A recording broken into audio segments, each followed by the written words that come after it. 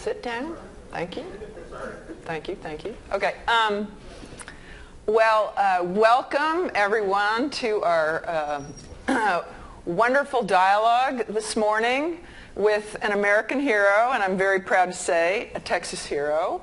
I'm sure if any of you were awake or alive, you might have seen Judge Clay Jenkins talking about what was happening in Dallas when Mr. Duncan, during and after his hospitalization, and he was a major, I don't know if you saw him, but you should look up the videos about him. He was a major influence on calming the public, on giving them accurate information, and managing this, well, it was a terror, at least in many people's minds, a great threat at the time. And we are so honored to have him come here and talk to us about how did he manage privacy facing this threat of an Ebola epidemic. And I thought I'm going to get out of his way and let him tell us about what happened, how it happened, and what are the lessons learned, and then we'll let you all ask questions. But he was just such a hero because of his humanity, the way that he treated the family of the person with Ebola, the way that he talked to the residents of Dallas and really the nation. And so, Clay, you want to tell your story? How did it happen? What happened? And well, Deborah, thank you for having me here, and thank all of you for what you do to protect patient privacy and people's privacy in general. It is so important. It is quintessential to our democracy that people have a zone of privacy and that their expectations of privacy are respected.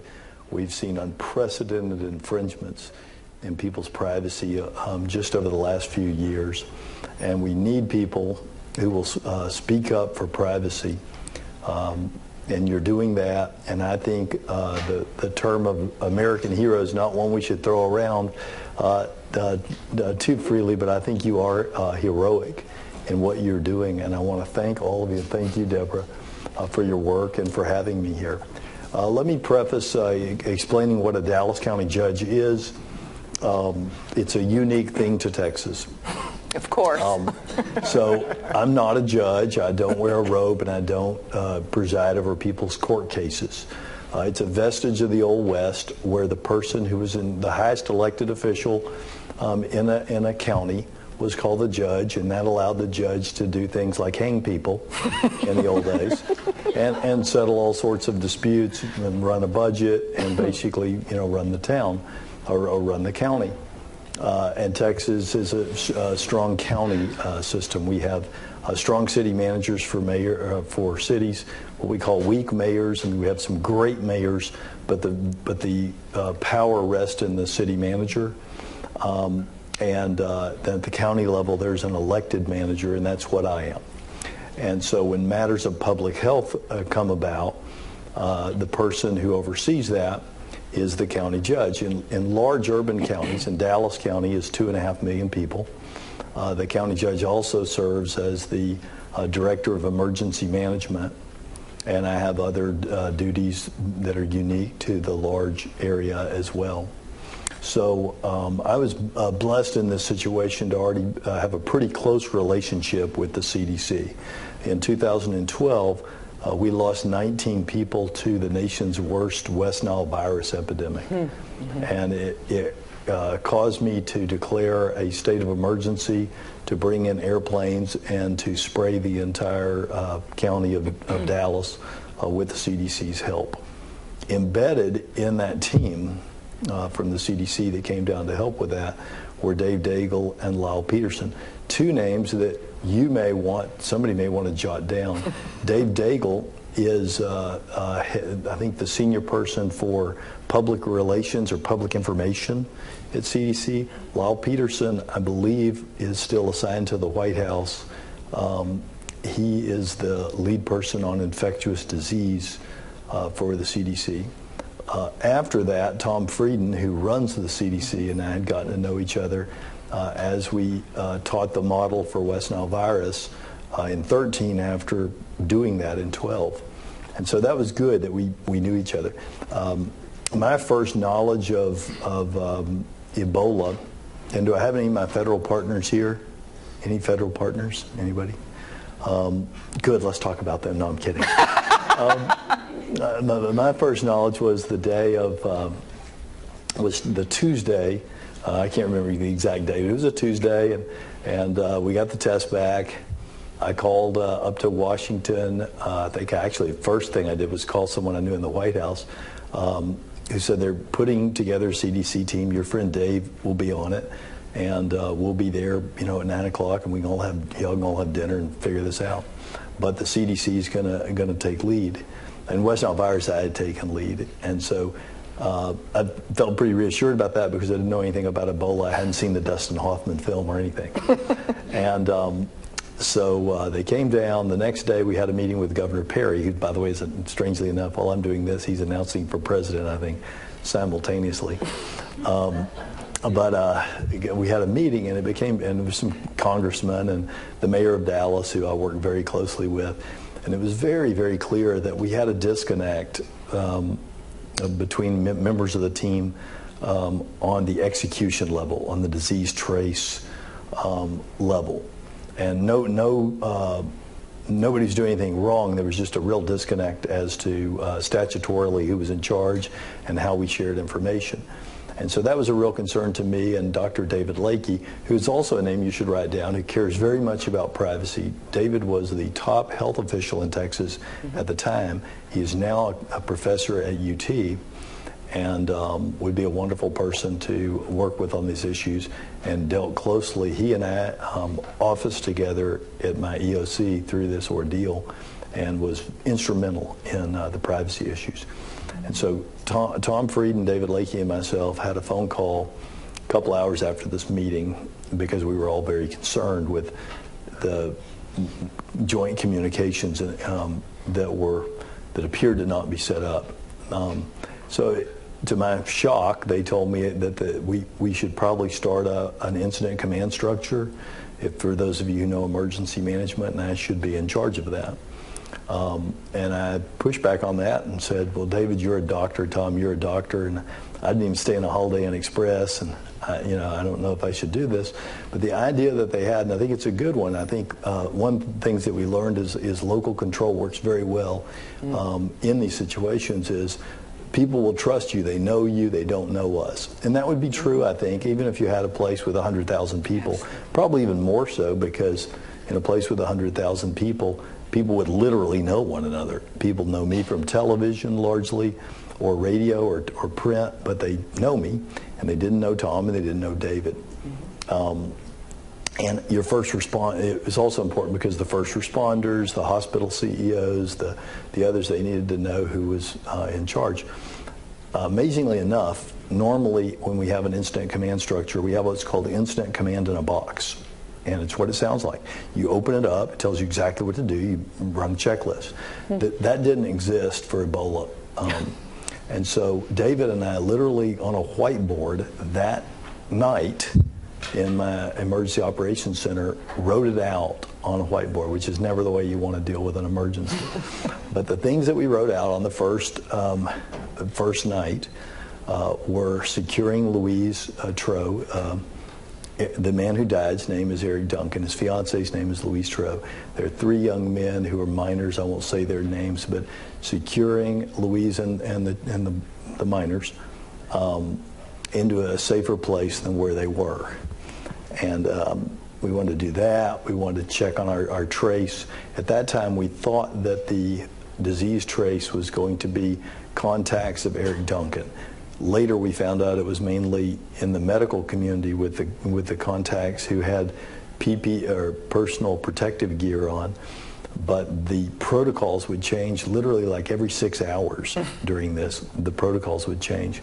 So the early PPEs were not complete, and the early protocols for disinfection were clearly not working for us.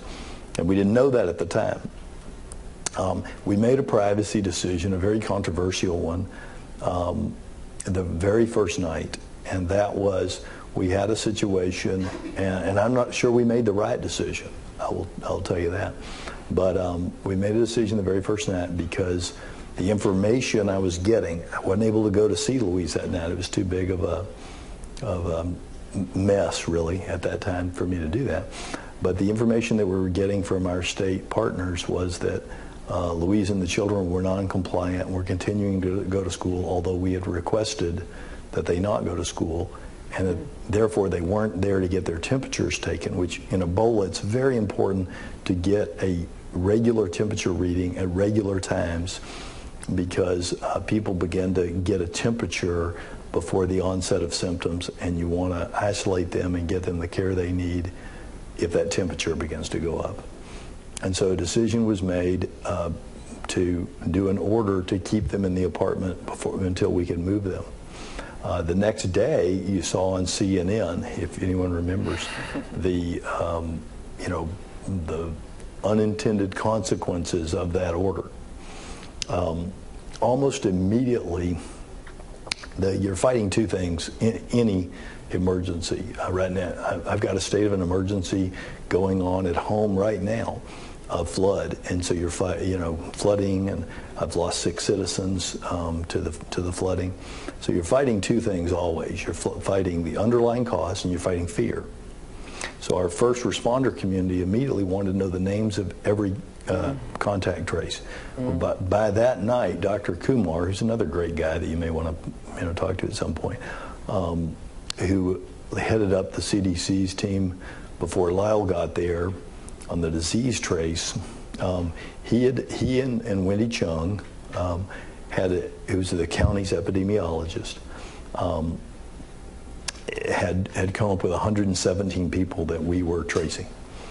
And so the first responder community, and some of those people, let me back up and explain this. Dallas County is urban.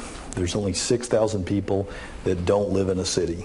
It's just 100,000 or 200,000 person first ring suburb after another surrounding a 1.2 million person city. You can't even tell when you leave one and go to the next.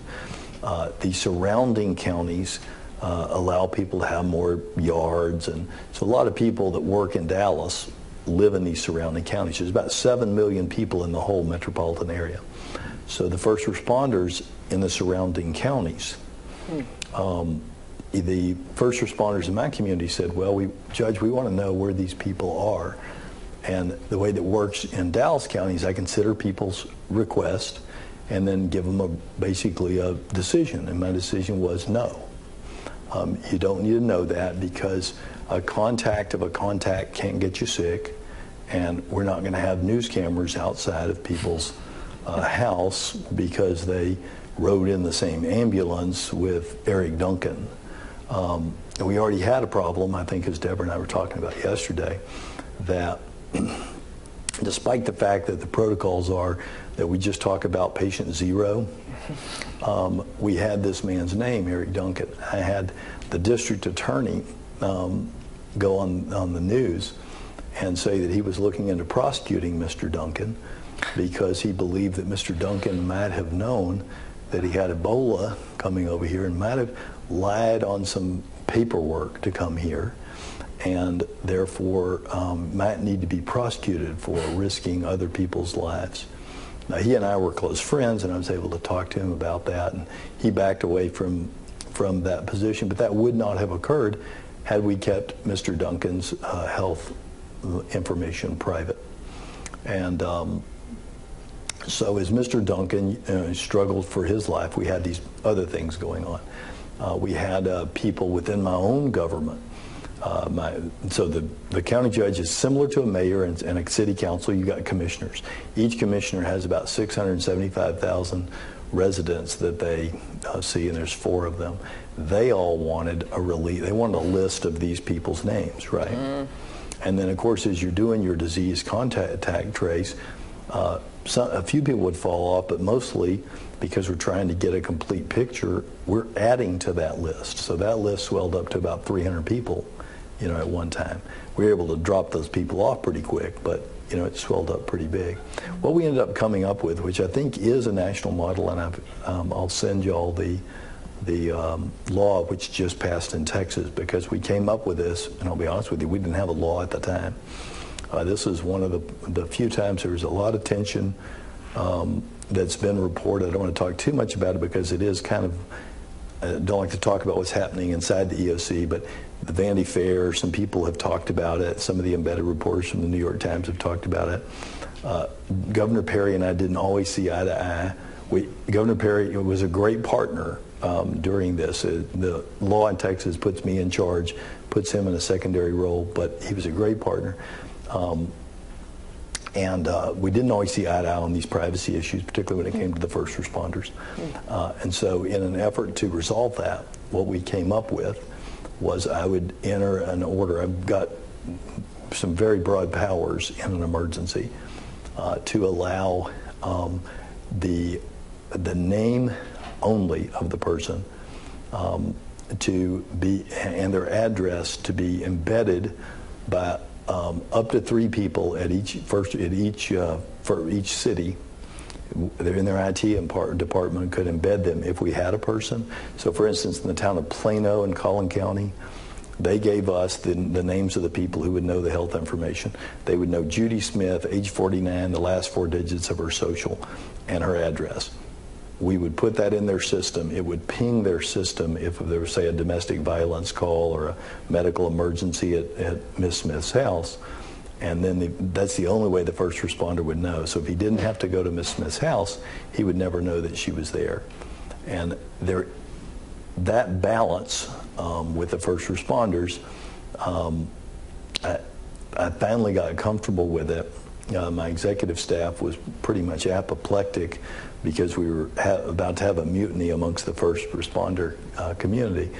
But I got comfortable with it because I realized when you're dealing with an emergency, your first responders are kind of like your family, right? And you need to give them enough information to keep them from being so afraid. I mean, I had grown people crying, grown men crying to me because they were worried that these are people that run through doors on SWAT teams, but they were afraid that they would take home Ebola and infect their children. That's not possible, but it's very hard for people to take my word or even the word of the CDC doctors and the EOC. So that was done, and now that is the law in Texas and a model that will probably be used. A lot of misinformation goes out in these situations. So with Louise, I got a host of information. We could not find anyone to take Louise and move her into a home outside of this dirty apartment.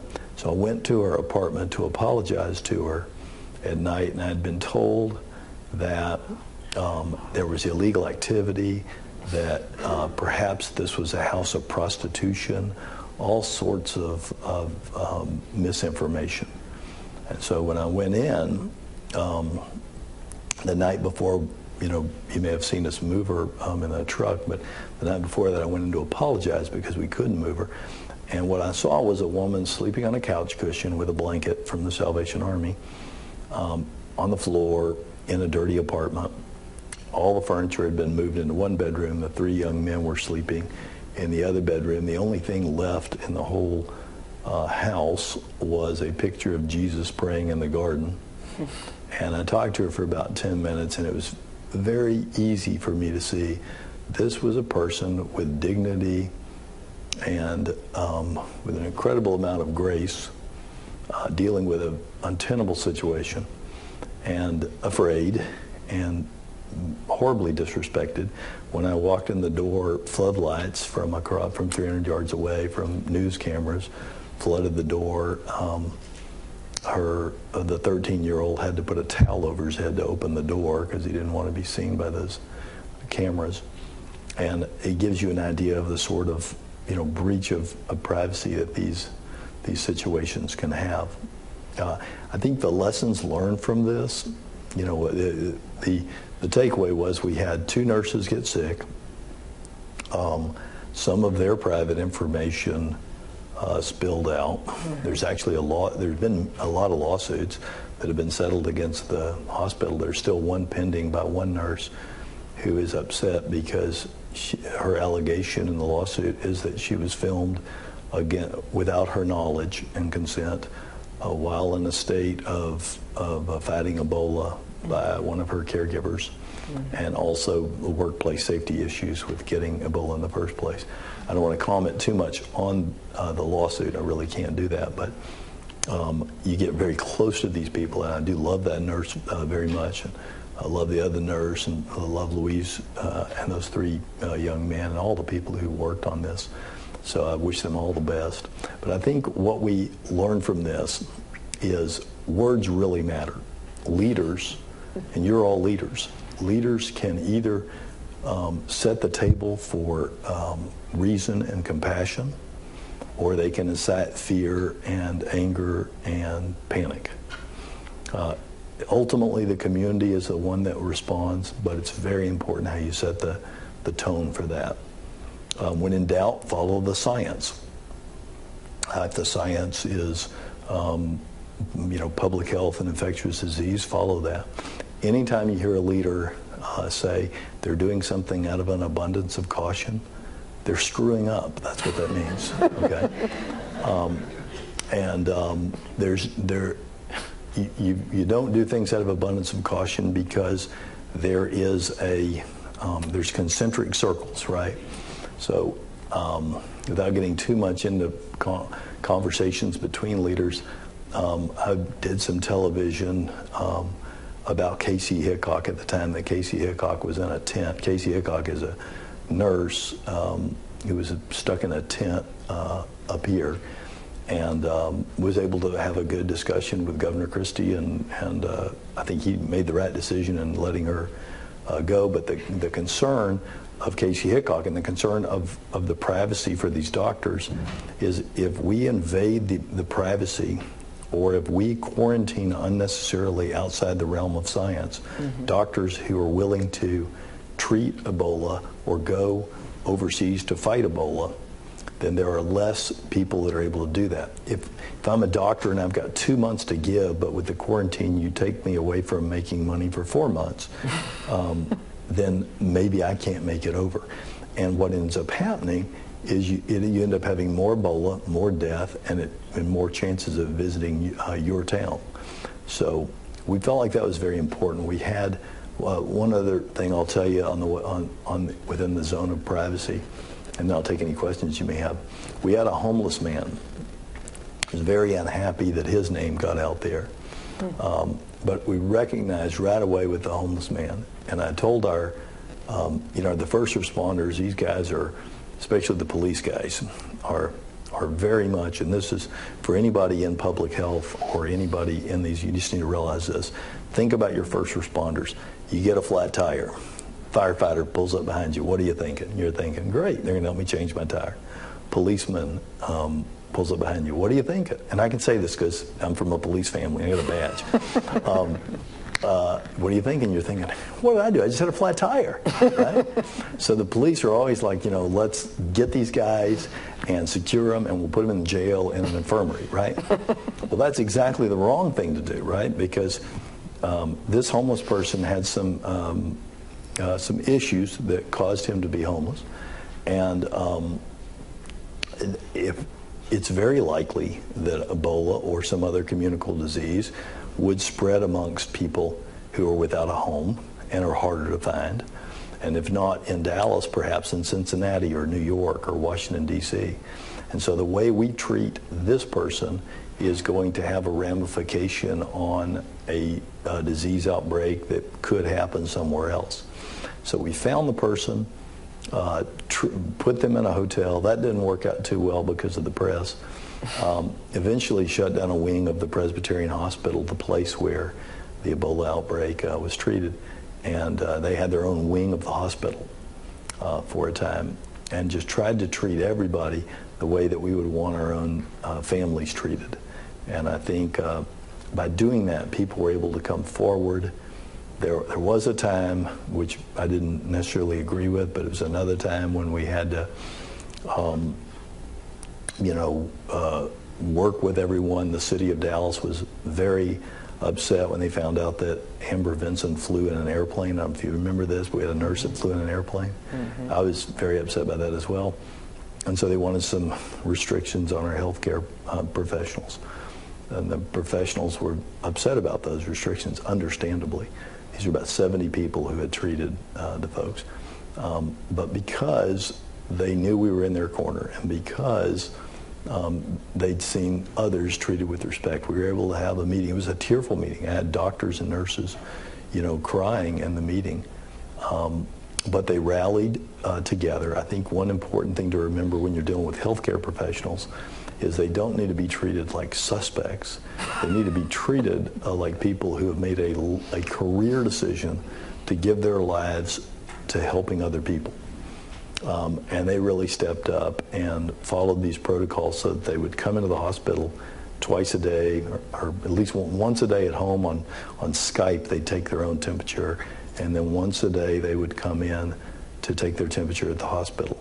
I ended up moving my EOC to the hospital when the nurses got sick, and so they would come in to take their temperature across from my office, and I always left the door open at that time so anyone could come in and talk about what was going on, because there were some very bad things that happened to their children and whatnot through this.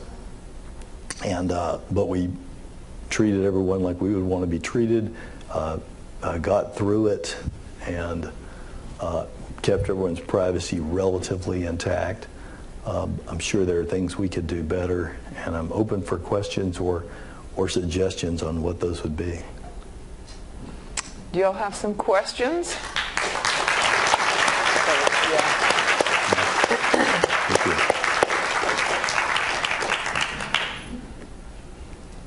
So, yes, sir. Hi, Adrian Groffer, Commission on Privacy Rights.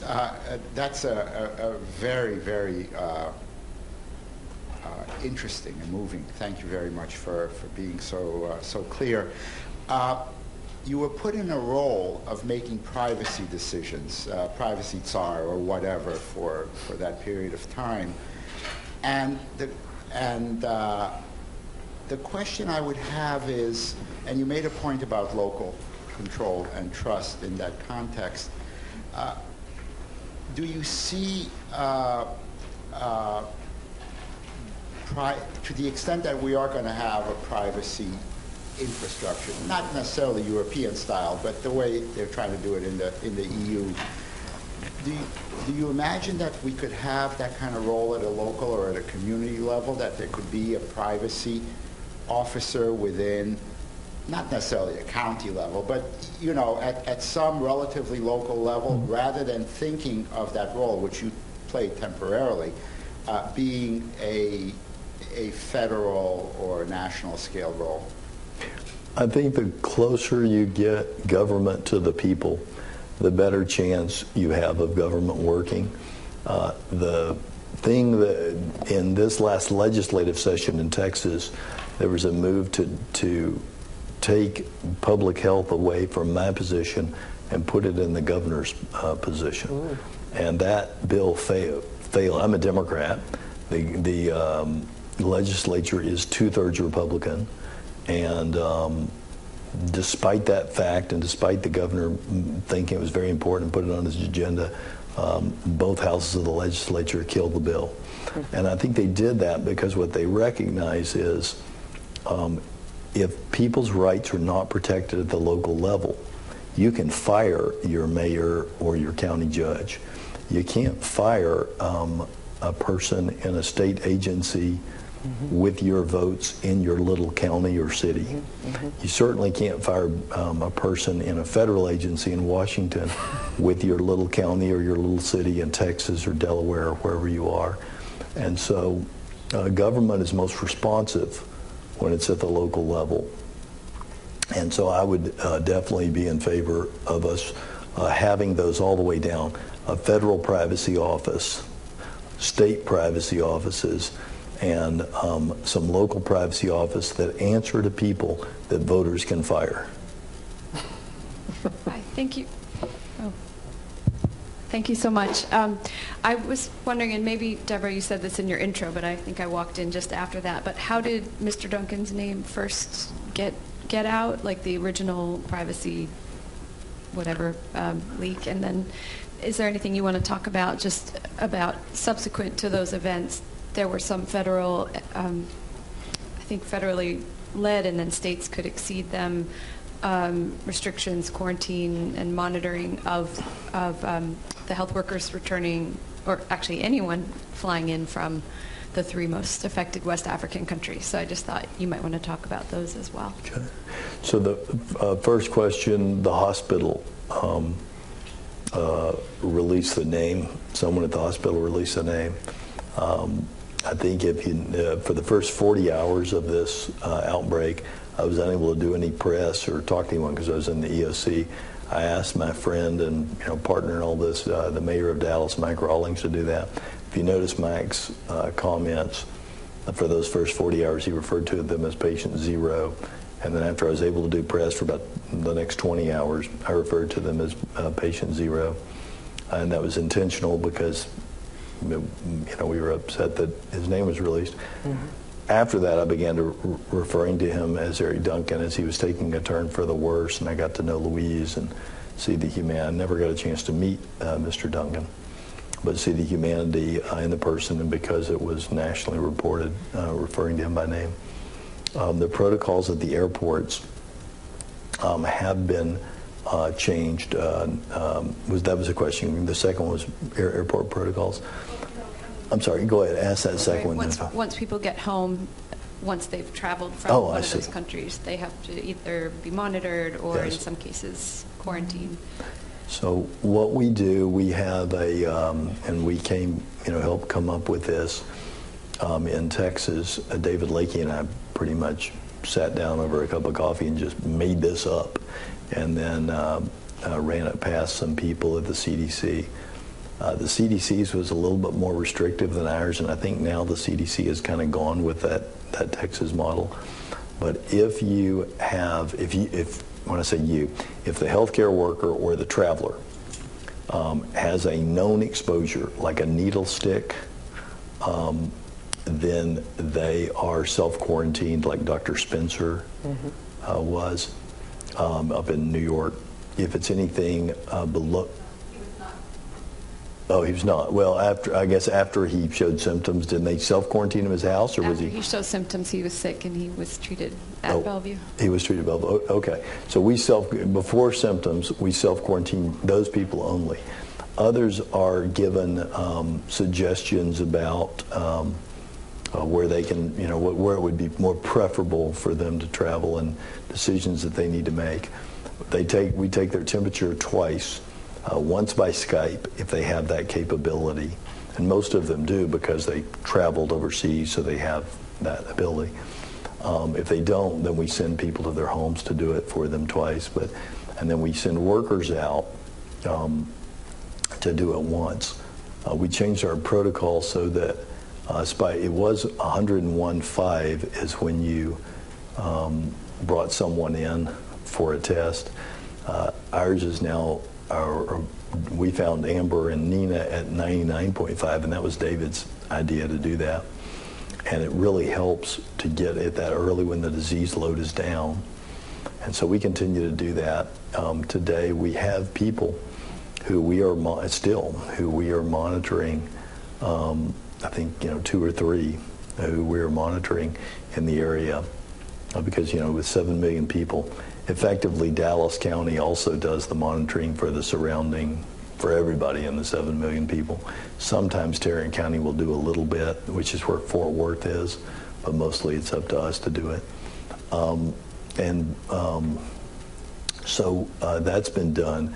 At the airports, there's a little bit of a check, but that's a bit of a vulnerability that we still have. So does that answer your question? Or okay. Other questions?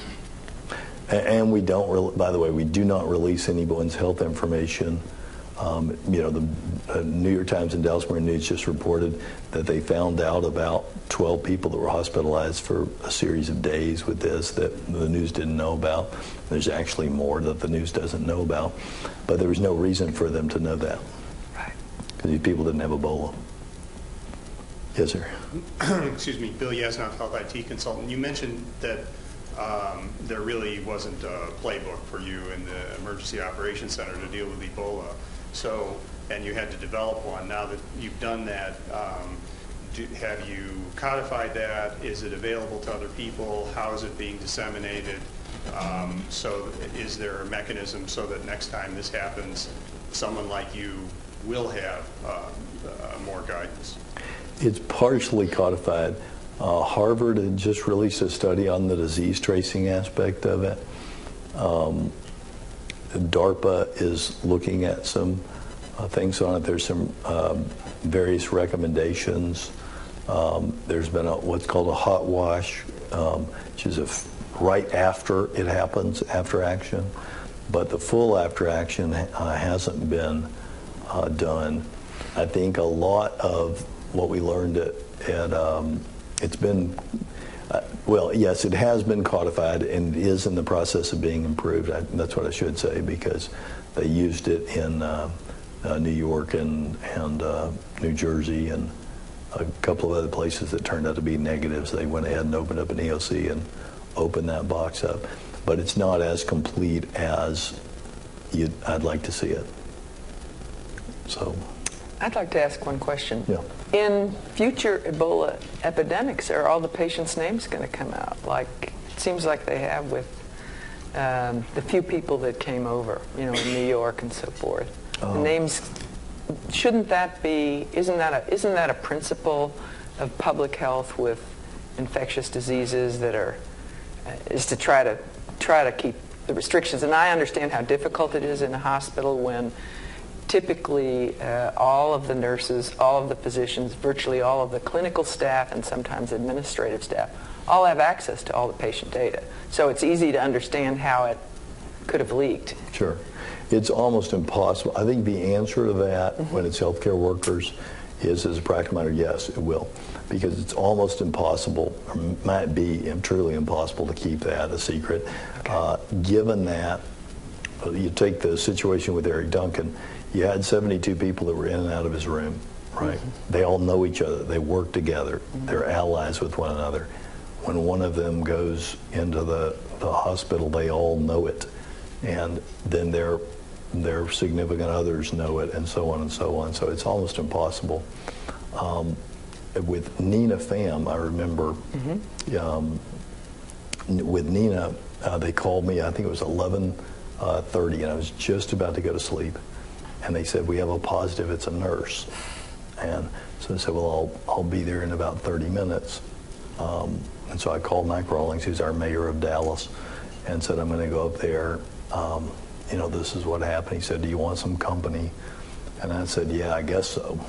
And so he had, we worked very closely together, as I said, so he called my chief of staff. I'm going up there just to kind of see what's going on, calm down the folks there. I mean, it was kind of a shock for everyone at the hospital. He came in with my chief of staff and his chief of staff, and we wrote out what we would tell the public the next morning. Mm-hmm. I was there when they told Nina, and I could hear her response. I was close enough in a different room, but close enough to hear, her shock and hearing that, and her parents. Mm.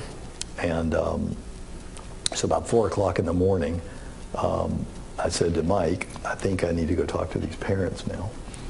And so I'd walked around with the head of emergency medicine and looked at what was going on, tried to kind of gauge the level of fight and shock left in the medical team there, given that one of their own was sick.